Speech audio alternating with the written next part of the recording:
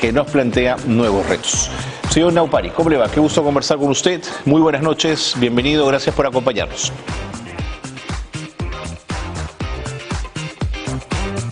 ¿Me escucha, señor Naupari? Buenas noches. Muy buenas noches, muchísimas gracias a ustedes por el tiempo. A usted las gracias, gracias por estar con nosotros. Ojalá que el internet sí, nos... lo escucho perfectamente. Perfecto, entonces vamos con ello. Teníamos algunos desfases en la internet, pero ojalá se pueda sostener para mantener esta conversación. A ver, varios temas. ¿Cuándo sería en las elecciones regionales la segunda vuelta de estas elecciones 2022?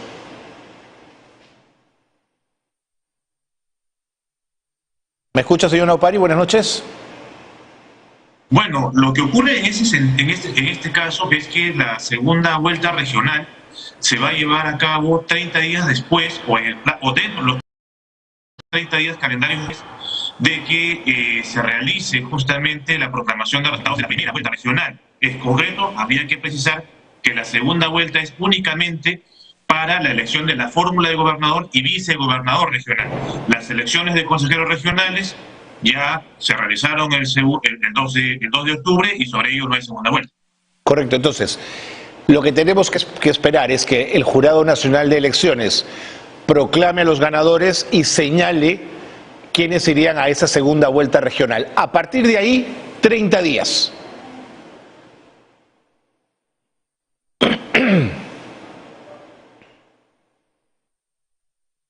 Exacto, la norma dice dentro de los 30 días, o sea, es hasta 30 días. ¿Podría ser un poco antes? Sí, pero claro, históricamente ha sido por lo general el primer domingo de diciembre de cada año. Pero como usted bien lo menciona en la introducción de vuestro programa, el número de observaciones a las actas electorales ha sido bajo, por lo cual se espera que los jurados electorales especiales, porque son ellos los que emiten las actas de proclamación, puedan justamente realizarlas en un breve plazo de tiempo y, ¿por qué no? Quizás podríamos tener una segunda vuelta en noviembre, no necesariamente esperarse hasta la primera semana de diciembre. De acuerdo. A nivel de los municipios, ¿cómo se distribuyen los regidores? Corríjame si me equivoco, el ganador se queda con la mitad más uno y el resto se distribuye. ¿Cómo se distribuye? Tema muy interesante. En el caso de las elecciones municipales, lo que existe es que el denominado premio a la mayoría, ¿qué implica? Que no importa con qué porcentaje saqué, pero por lo menos me aseguro la mitad más uno de los regidores en el Consejo Municipal. Ahora, si es que aplicando la cifra repartidora yo puedo obtener más de la mitad de regidores, pues me aplicará la cifra repartidora. Por ejemplo, si es que en alguna circunscripción el partido que ganó o el movimiento regional que ganó obtuvo, por ejemplo, 80 o 75%, ahí es evidente que voy a tener más de la mitad más uno si aplico cifra repartidora.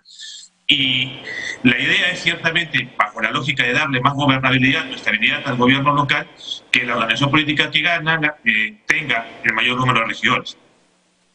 Ahora, ¿tiene sentido en la medida en que el ganador, al tener mayoría en el Consejo, puede gobernar con cierta libertad? Entonces, en ese sentido, y a diferencia del Congreso, que no sigue esas reglas porque es una elección diferente, ¿qué rol cumple la oposición en el Consejo? ¿Cómo se articula esa oposición?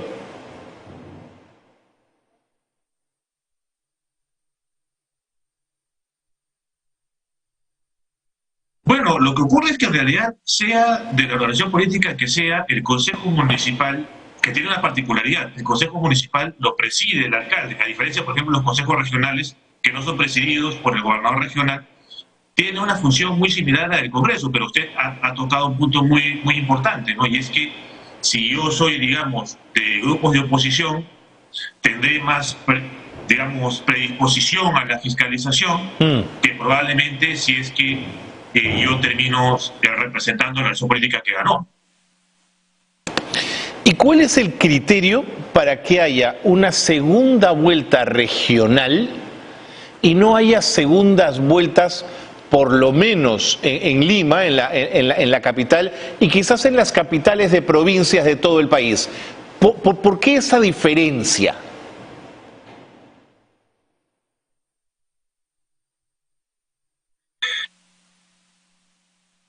Bueno, el tema pasa fundamentalmente quizás por el tipo de elección. las elecciones regionales son más cercanas en su estructura a lo que son las elecciones generales, porque uno elige por un lado a la fórmula de gobernador y vicegobernador regional y por otro lado elige a sus consejeros regionales, siendo que cada provincia dentro del departamento constituye un distrito electoral diferente en la elección de consejeros regionales, algo similar a lo que ocurre con el Congreso, en el cual cada departamento es un distrito electoral. En cambio, en una elección municipal, yo elijo por lista cerrada y bloqueada. No es que yo elijo al candidato, Claro. no, yo elijo a una lista cerrada y bloqueada que podrá estar encabezada por alguien, pero formalmente hablando yo marco el símbolo.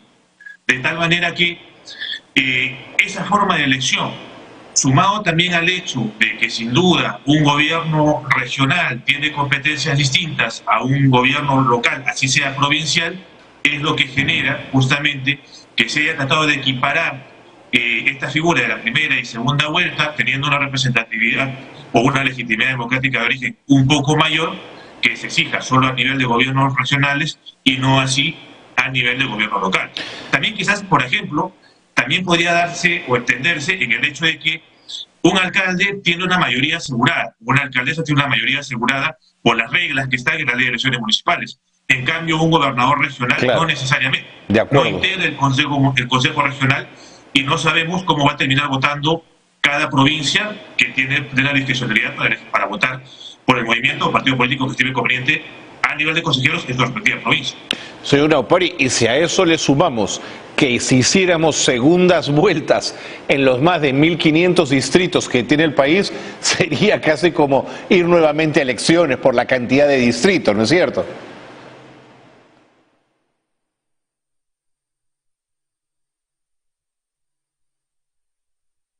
Bueno, sin lugar a dudas, ¿no? Eso sin duda. E incluso habría que recordar que lo que en su momento se quiso plantear es elevar la valla de 30 a 40% para la segunda vuelta regionales. Y sí, ciertamente, como lo mencionaba usted en la penúltima pregunta, sí han habido algunas ideas, algunas iniciativas que propugnaban por lo menos que haya un porcentaje mínimo de votos válidos para elecciones municipales de capitales de departamentos, pero ya se terminaría abriendo la puerta de ya. ¿Y por qué solo capitales de departamento y no todas las provinciales? ¿O por qué mejor no el parámetro, no es 100 distritos, provincias, sino cuál es el total de electores hábiles de cada circunscripción? Y ahí ya se abre un panorama mucho más grande y parámetros para determinar si hay primera o segunda vuelta distintos, ya no tanto el nivel de gobierno.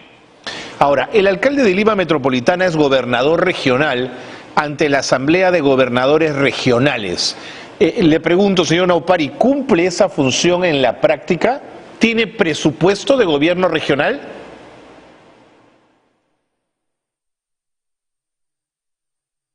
Lo que ocurre es que formalmente hablando, en realidad no es tanto el alcalde, es la municipalidad como entidad en sí misma la que tiene este doble estatus, que está más que todo pensando a que tenga un pliego especial como gobierno regional y tenga algunas competencias propias del gobierno regional.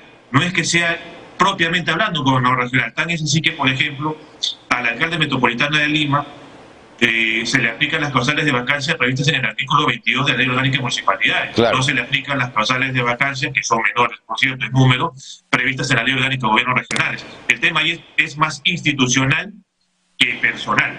Y en el tema institucional está más vinculado al tema de empleo presupuestal, que le permite ejercer algunas competencias propias de un gobierno regional, que un tema más subjetivo. Entiendo. Ahora, no se me hace la idea, me es difícil concebir gobiernos regionales que estén en una lógica de confrontación con el gobierno central por las múltiples cosas que tienen que coordinar, articular, examinar el gobierno nacional y el gobierno regional. Le planteo esto porque sí me sorprende un poco la actitud, la absoluta actitud confrontacional que ha tenido Rafael López Aliaga entre ayer y hoy con el gobierno central. ¿Es que Lima acaso no necesita de la policía hasta para un desalojo, por ejemplo, y necesita del Ministerio del Interior, o no necesita coordinar con transportes y comunicaciones algunas cosas como para estar en este nivel de conflicto?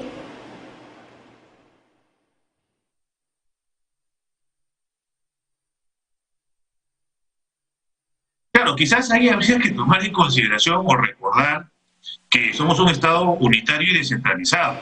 El hecho de que tengamos niveles de gobierno no quiere decir que sean ismos, ¿no? Como lo ha dicho reiteradamente el TC, autonomía no es autarquía. Claro. Y en esa medida habría que tomar en consideración el principio de colaboración entre poderes públicos. Habría que tomar en consideración la ley de bases de descentralización, que nos recuerda que existen competencias exclusivas, compartidas y delegables. Habría que tomar en consideración la ley orgánica del Poder Ejecutivo y la propia Constitución, que nos recuerda que el titular, o digamos, los que conducen a los sectores, son los ministerios, y que efectivamente hay una necesidad de coordinar, no solamente por el tema presupuestal, sino por la ejecución de políticas públicas, por la ejecución justamente de esos planes sectoriales que implican o comprenden a los 3 niveles de gobierno en sus respectivas esferas de competencia. Y esto va para los alcaldes o alcaldesas distritales, provinciales y evidentemente también los gobernadores regionales, que tienen que tomar en cuenta que su lógica o su finalidad es llevar a cabo su plan de gobierno para el beneficio de los vecinos y vecinas, de la ciudadanía, no para ser alguna plataforma que reafirme una posición conflictiva con un nivel de gobierno distinto. Correcto, correcto. Ahora, sí me termina, digamos, me sorprende cada vez más que pese a todos los esfuerzos que se hacen para que haya más presencia de la mujer en la política, para la ley de cuotas, para hacer que la participación sea realmente efectiva en el caso de las mujeres, nos encontremos con elecciones que tienen un número tan bajo de mujeres elegidas. ¿A usted le llama la atención? ¿Le sorprende?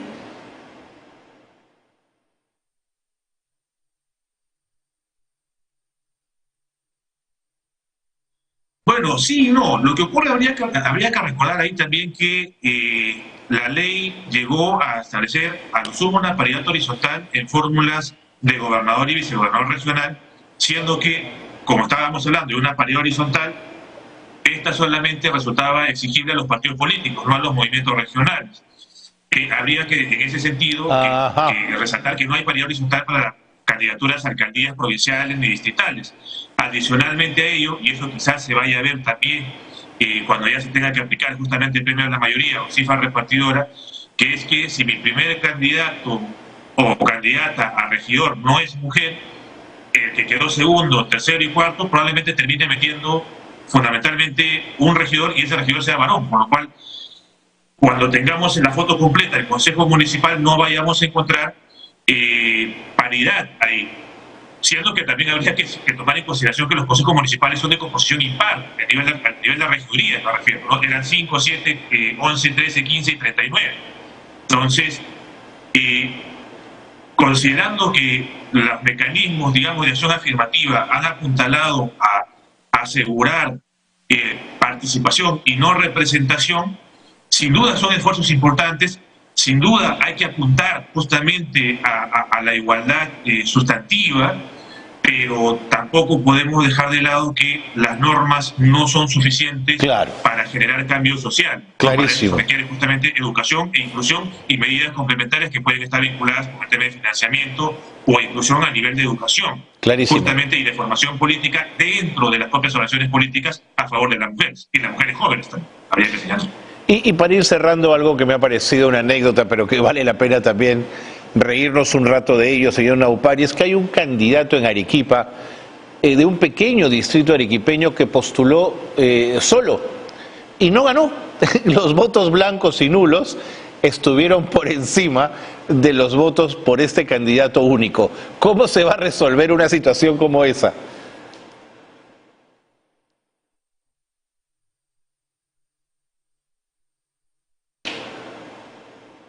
Bueno, ahí habría que recordar que ciertamente la nulidad cuantitativa a la cual se alude, que es cuando los votos blancos o nulos sumados separadamente superan los 2/3 de los votos emitidos, está, digamos, reconocida o está positivizada en la propia Constitución, ¿no? La Constitución permite que la ley prevea porcentajes diferentes, más no parámetros distintos, siendo que el artículo 36 de la Ley de Elecciones Municipales lo mantiene. Lo que yo sí esperaría, dentro de lo anecdótico, es que no volvamos a tener eventualmente nulidad,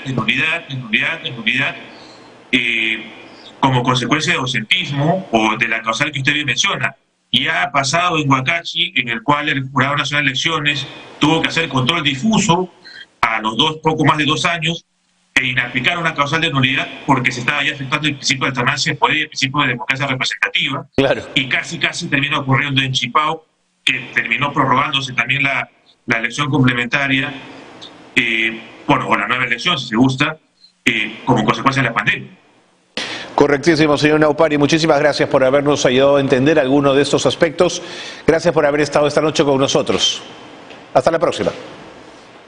José Naupari, experto en Derecho Electoral, ha estado con nosotros. Un último punto en tal caso que vale la pena señalar es la juventud del teniente alcalde que ha sido elegido en Pueblo Libre.